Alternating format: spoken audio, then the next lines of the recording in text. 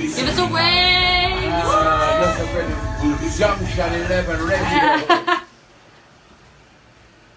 Hello, you're listening to Zach and Jack here live on JUNCTION11 Radio, and the song you just heard was Sweet Child by Scratchylus and Empress Reggae, who we are now joined with in the studio. Yes, so give us a massive hello, and to everyone listening on JUNCTION11 Radio, Scratchylus and Empress Reggae, everybody! Woo! Hello, hey guys. Big up Uncle Zach, Uncle Jack, and Auntie Molly, and my daddy Scratchylus, and the Reading University Student Union family, Auntie Lynn. And a massive welcome to you. Absolutely. Hello guys, how are you doing? Well, we've been here, we're having a splendid time. We've been here from this afternoon and we've met some students. We've been to Harris Gardens in the university campus. Big up JUNCTION11, Zach and Zach and Jack. Big up Zach and Jack, yeah. Molly. You are too Lynn. guys. No. You're putting in the work. You have to get your big up. You're putting in the work. So we are here with Scratchylus and Empress, and we are about to do a massive interview live here on JUNCTION11 Radio. So Zach, we? let's get us Hello. going with our Actually, first do you want me to start with a question right now? Let's get it rolling. Okay, so guys, you know, Sweet Child that we just played was ranked #1 on #1 music. I mean, what's it like to have such a successful song in one of the world's toughest, you know, music industries? Empress Reggae. Well, first of all, it's an honour because the song that we did especially for the children and all the tragedies that's happened around the world, in Manchester, Grenfell Tower, France, Germany, and for all the children to put them up where they belong. So for it to be ranked #1 and for our message to be heard, it's more of an honour, more than a pleasure, and that is our mission. So we've accomplished our mission, and we will continue to go to universities and accomplish our mission. Fantastic, that's good to hear. Jack? Yeah, so sort of following on from that, all of your songs seem to have a really deep and powerful message. Do you think that's something that more musicians around the world should sort of replicate and get on board with? So putting more powerful messages into their songs and using their work for good like you guys do? Well, I've had this debate and been asked this question many times. For me, music comes from it's like a video before you actually do the music. So you see a vision of something. So any musician or any artist that's doing something is probably reflecting what he's actually seeing around him.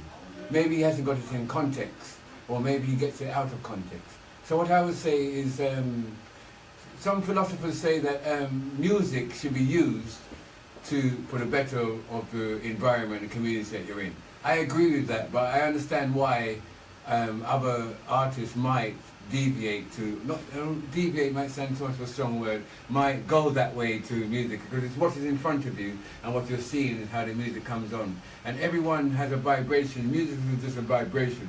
And we're so glad that Sweet Child is in the breeze. That's why we call it. Like in Jamaica we say the music is in the breeze. That means that no matter what, it's in the breeze. You will hear it. You feel it.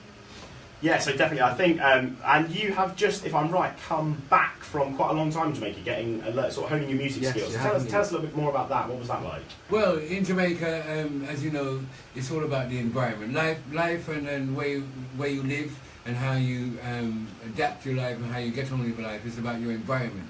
So Jamaica is a different environment to London, UK when it comes to music. For example, we do our music outside, so the studio is outside. It might be impossible to imagine, but... Oh, that'd be no good in the UK. We get that all the time. It's rain all the time. Yeah, it's outside, and sun, and I was telling Molly, you're cooking, the chef is there cooking, and the music is being made, but it's a very serious occasion. When they don't call you to, when you're rehearsing, they don't actually call you to rehearse. You just have to wait and hear your song. You hear your rhythm. They don't say, Scratchylus And Empress, it's your time now. There's many artists there, you just have to make sure that you hear your rhythm. So it's a discipline, it's all about listening. You listen more, you become more appreciative of music in Jamaica. So, and as I said earlier, we're the students of these great musicians like Earl Smith, Kidasai, all these people who are in movies in Jamaica, rockers, and you can Google it, rockers and The Hard They Come and all these movies. So we're just merely humble students wanting to learn in Jamaica. So I think that's the way we got through, being humble, and they saw that we wanted to learn, and they saw that, I don't know, they said that we're good, but it just came natural to us in the end. Yeah, definitely. I think when we were talking to you earlier, you said that something that was really nice about the music scene in Jamaica was that it was a learning environment. It wasn't so, here in the UK it's quite cutthroat, it's you know, you make a sort of poor song and then that's kind of it. But it sounds like in Jamaica it's a big learning experience and everything is sort of treasured for what it is. Okay. You're very much on a journey. Okay, so in Jamaica, for example, we're in the studio, you don't have 2 ears or 4 ears, 6 ears, you have 100 ears listening to you. Yeah.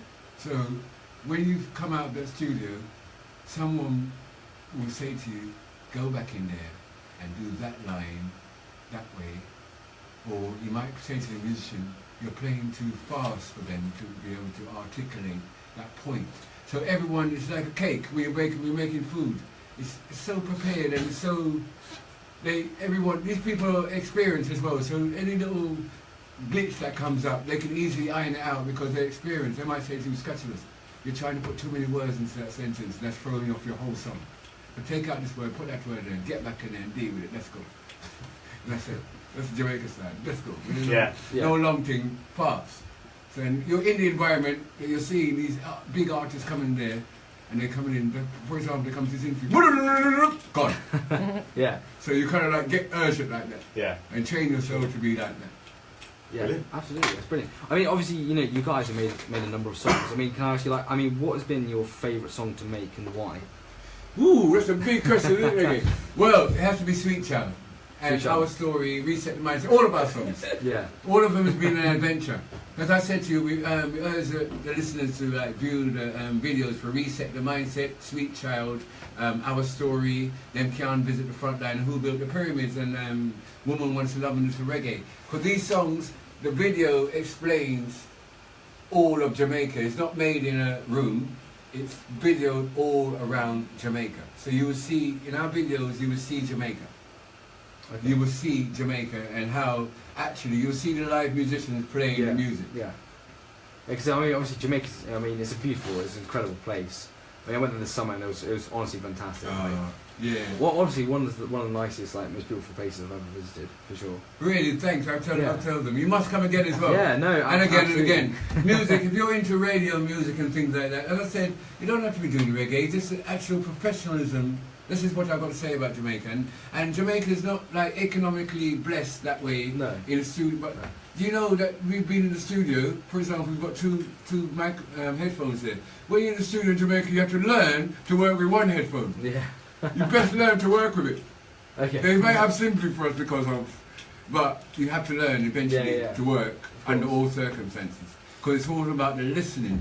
Once you've got that listen, it's like this is a heartbeat. Once you're on that heartbeat, you can't miss. Yeah. You never miss. Once you've got that heartbeat ingrained in you, you never miss. No matter what rhythm, what genre of music it is, it's all got, anyone that knows about music knows that you have the same format for music. And if you follow that same format, you can't go wrong. No matter what music you're playing, if you come in there, you've never heard a song before, someone tells you what you're playing, crochets, this and that, you know, the musicians, you just want it. Simple. And I learned that all musicians, it's like, they're professors, aren't reggae? Yeah. Explain. Well, you're around the elders, you're around Scissor Plunge, you're around Judgment Yard, so they teach you. They won't, first of all, when you first go there, the first time I went in the yard, they played the rhythm and they said, sing your poem, which is Africa, Mother Africa. I sang it, and Alton Smith's daughter, Jamelia Smith, she came up to me and she said I have to make a few adjustments. And you have to learn from that. So next time your song comes on, you have to make sure you do the adjustments. And they come round and round and round. They teach you. They don't push you into it, but you have to learn it to be there. So let me interject. Empress Reggae went on stage with one of the biggest female artists, I have to say this, Reggae, Marcia Griffiths, when she was 7 years old. Wow. Now, I could not do that. No, not even at 27 years old. Are you hearing me? Yeah. And she made me, the way she dealt with it, people comment to me that she's confident, how does she do it? Reggae is just a natural. And by the way, her name, Reggae, is in her passport. That's her name, her real name. It's in her passport. Oh, right, wow. Yeah, in Jamaica. So reggae's in the blood is what we're saying. Absolutely. So it sounds like that the music scene in Jamaica is definitely really supportive. So we've heard that you've actually jammed with Bob Marley's band. Yes, of course. So what was that like? Have you got any... I was just referring to it's strict, but it's helpful. You have half of them encourage you, half of them harsh. Okay. Good cop, bad cop. A good mix, though. Yeah. Of course. They see that we come to learn, but they haven't got no time to waste. Yeah. You understand? And if they see any complacency or you're taking it for granted, they get on you. Ooh, ooh, ooh. We won't swear, but they get very. We've heard the most disgusting. And you know what? Really? Remember, we're students. We've seen our heroes or people that we love as artists, bigger artists than us, go through the same trouble. Yeah. So we learn off of that even. And the thing about it, they tell us this: when you make music, make sure that you can go on the stage and represent it. So in other words, when you make the song, make sure that you know how to represent it to the audience. That's the most important thing. I think the thing I really love about you guys is just your love for learning. Yes. Like, it never stops, and it is a lifelong journey. Yeah, I think that's something I really love. Like, Yeah.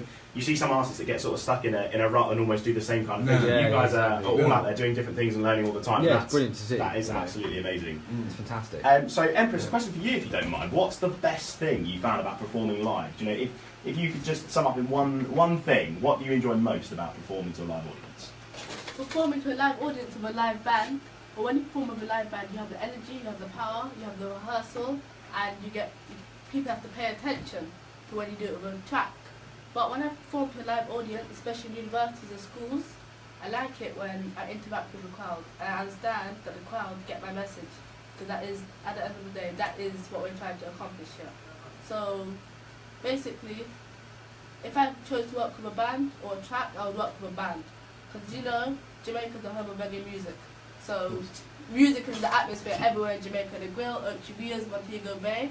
So anywhere, every week there's an event called Rhino Thursdays. It's on a sound. You perform there some weeks. You can perform if you want, because music is in the air. It's part of your lifestyle. It's not a hobby that some people have as a hobby in England. They have to go to work, but in Jamaica it's part of your lifestyle, no matter what. Reggae is on the national BBC TV of Jamaica every Sunday. Most days we're on the radio. When they play, for example, if they played your song today in Jamaica, Jack, everyone hears it. The Grill, Kingston, and it's in the cab stations, it's in the barbers, supermarket. So sometimes reggae has to take security on the road. Serious? Really? Wow. Yeah. Jamaica is very protective like that with artists. Wow. You don't do nothing. You don't do nothing as an artist. Once you're an artist, they treat you like royalty. And what was it you said to us earlier, the three most important people in Jamaica? Absolutely. That was a really nice story that you told us, that the three most important people in Jamaica were the Prime Minister, the police, and then the artists. Yeah. Prime Minister, police and artists, those are the three most important people in Jamaica. Artists, this is why in Jamaica you have to have lyrics that you can explain. Yeah. Because they will invite you to radio stations and news programs on TV and everything. Just like we're here doing now. That's why in Jamaica they call it, have you heard of dancehall? Yeah, we have. We spoke about that really briefly. Okay, in Jamaica, do you know what the word dance means? For everyone listening in who might not know, give us a really quick rundown. Do you not know what dance means? Dance means in Jamaica. Well, let us know. Dance means nonsensical. So in Jamaica, music that's made without a positive message, they call it dancehall. Okay. You get it? We call it, we're not listening to that dancehall. No dancehall where we are. None whatsoever. We had something similar, like... we did, didn't we? We did. What did we have, Jack? We had, so it's, I think, how do you pronounce it? It was, what's it called? Dunce. Yeah, that's what we have. There used to be, a long time ago, it was like the dunce hat. Yeah, exactly. So it's the same terminology, dunce. Yeah, exactly. Me and Zach would definitely be getting that if that was still in.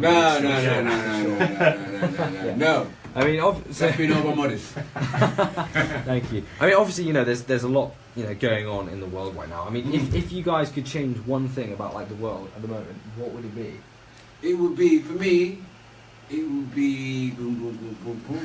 mindset. The mindset. Yeah. And something about mindset reminds me, it might be, involved in one of your songs. Tell us a little bit more about that. Well, this thing, as you know, I'm always, from my music, it's in my heart to be always looking to make the world a better place. I hate to see people discriminated against for any reason whatsoever, because, right, for example, someone say it's only a joke. It's not a joke because you're the only one that's laughing. The person that you've offended is not laughing, they're hurt. So don't do anything to anyone that you would like to do to yourself. Yeah. That's the way my philosophy is. So that keeps me on guard. I don't do anything that I wouldn't like to do. I wouldn't ask you no question I wouldn't ask you to myself. I say it the thinking and the thought comes before the word and the action. So that means that you don't do nothing without thinking about it. Yeah. So people might say to you, they done that, but they didn't mean it. Yes, they did, because they thought about it. Yeah. Yeah. Do you understand? Yeah. No, absolutely. Brilliant. Okay, and Empress, if you could change one thing, what would that be? Well, my daddy said the mindset, because the mindset is what you think, when you walk, when you drink, everything is involved on your mindset. So you have to reset the mindset. You have to change your methods, you have to change your purposes, and you have to look for the positive. And you have to be around positive people, you have to read books. When I grew up, there wasn't no, what's the word, there wasn't no, it's not cartoon, there wasn't no falseness in my house. There was the news, I had my cartoons, my cartoons teaching me something, and I had my documentaries on the world. Africa, Europe, everywhere in the world, the Caribbean. So I knew about the world. That's why I was homeschooled for. So yeah, you have to change your mindset, and you have to help those around you change your mindset as well. Definitely. So, can I just interject? Yeah, absolutely. My grandma said to me, because I used to ask her, Grandma, why is people like this? She said, not everyone learns at the same time. So all the listeners bear that in mind. Not everyone just gets it like that. It takes stages, it takes times, and sometimes you're walking down the road and you might hear this interview and then something connects when you're walking down the road. That's how it is. You just pick it up. It's in the vibrations, in the breeze. Not everyone learns the same thing at the same time, at the same speed. So we have to. The most important thing is to be humble when we're doing our job. That's why we have to keep going over and over to try and give different people different perspectives and aspects of how what we're trying to say. So you might get it that way. It's like a teacher. A teacher has different methods of getting through to her different students. So those are the best teachers. I remember my teachers, they were very skilled at that, getting me to understand things that I might have found difficult with another teacher. Yeah. Brilliant. See, that's what they're there for, isn't it? Exactly. So we are down to the last two questions. We are, aren't we? So this is quite a fun one. If you could jam with one person, living or dead, who would it be and why? Whoa! Anyone in the world. That's a big My mum. question. No, My mum. I'm going to say my mum. Okay. Really? It's a good question. It would be somebody, it would be Garnet Silk, or it would be somebody that I listened to and that taught me a lot, so that they could also teach me while they're there. That's why I would choose that. So it would be Garnet Silk, who else then? Mummy, everybody. But the reason why I said my mum, because my mum would be so proud to know that I'm in Reading University. Yeah. I know she would be proud. Because that's all, in my household, from a very early age. In Jamaica, I was telling Molly, Jamaica has the most churches in the whole world. Are you aware of that? Oh no, I didn't know that actually. That's really interesting. Jamaica has the most churches in the world. So Wow. Yeah. Monday to Saturday is loud. On a Sunday, you cannot play music before 3 o'clock. No. Wow. You can't do it. You just can't do it. Right. Do you understand? Yeah, no, absolutely. After 3 o'clock, everything goes back to normal. But not before. You have to respect. They have how can you have it? We have format. Jamaica has more format with things, behaviour. So when you see misbehaviour, it stands out. Don't worry, the news and things, you might hear things in the news, but the general thing of Jamaica is very calm and cool. Yeah. It's like Reading. Jamaica seems like it's busy, but when you go to Jamaica, it's so quiet sometimes. It's like Reading. Very quiet and calm. It can be at times. Other times. You know, yeah. Nice, but absolutely. Right, so we've got one final question. Empress, this is for you. What are your plans for the future? Do you plan to continue with music as a career? Well, I've got this question a lot, obviously, and I plan to be a teacher. Okay. And I obviously get a question, like, how can you teach and do music at the same time? Well, if you listen to my song Sweet Child, I'm a musical teacher. Teach Sumo music, I teach with music, go to schools, go to universities. So yeah, I'm a musical teacher. Okay. And I think my whole life. what's really nice about music is it does transcend everything, and you can teach so much through music, and it's not just the traditional way of someone standing there and telling you something or writing it down on whiteboard. Yeah. Listening to songs can be just as educational. Yeah, I it's think. quite a fun way of teaching people. You can teach culture, you can teach knowledge, you can teach so much through music. Any kind of music. I learned a lot of things through music. Yeah. Music, that's why I was telling Reggae, she was around when Top of the Pops was on. The Top of the Pops was on, you see different things. Like I remember a song called You don't want no education. Pink Teachers, Floyd, leave those yeah, kids yeah. alone. I remember that. Pink Floyd When I the Wall. I always remember that. Yeah, brick in the wall. Yeah, yeah. You understand? That's the one. Things like that. Mhm. It resonates with me at that age. I'm thinking, Yeah, yeah. You understand? Yeah, I think sometimes I find I can remember songs a lot better than textbooks. Yeah, no, anyway. so- Yes, of course, exactly. I remember a song a lot better than a lecture, that's for sure. Exactly. If only we could take all our exams music. No, If only, no. if only. Sorry to cut you, but I think the political system doesn't want that to be the case. Remember that. Yeah. But they should have a balance with it. Any leaders listening, any people that's in high office out there that's wondering, music should be in all schools, all universities like they used to be. When I went to school, we used to have a music lesson, music classes. And it wasn't just like music, you learn about instruments and crochets and how music is formed and how great musicians come about, ideas and things like that. Now me, I've taught my daughters to read biographies of all people that do music, all genres. I've read all biographies of prime ministers, presidents, and women that's going through things, just to see how they climb over these hurdles that are put in front of them, and what they are up against, and how they actually do it, and what support they get, how they find the support. And that gives you lots of inspiration. So I urge you to read biographies. There we go. So, get involved in music and definitely start reading some more biographies. You heard it here on Junction 11 Radio first.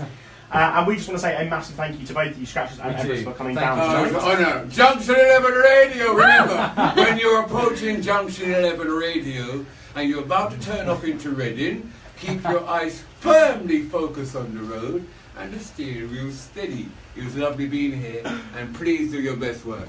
Awesome. Thank you very so much. Appreciate that a lot.